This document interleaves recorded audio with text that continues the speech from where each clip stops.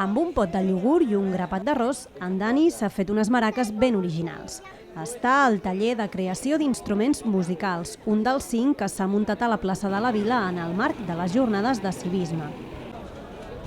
La iniciativa organitzada per la Federació d'Associacions de Veïns de Santa Coloma, la FACGRAM, amb el suport de l'Ajuntament, té com a objectiu sensibilitzar la ciutadania en la importància de les 3 R's: reciclar, reutilitzar i reduir.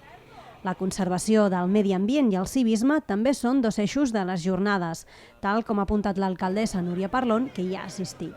Por eso es importante trabajar de manera conjunta por el civismo ciudadano, hacer las visitas a las plantas de reciclaje para ver la importancia que tiene que hagamos la selección selectiva de los residuos para poder garantizar que nuestro planeta se conserva y además lo heredamos en condiciones mejores para los que tienen que venir.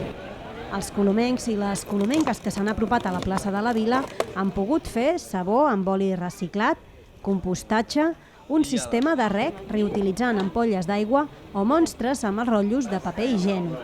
Al toc natural l'han posat algunes espècies d'aus, com el duc africà o el de Bengala o l'aligot de Harris, que han fet les delícies de grans i petits.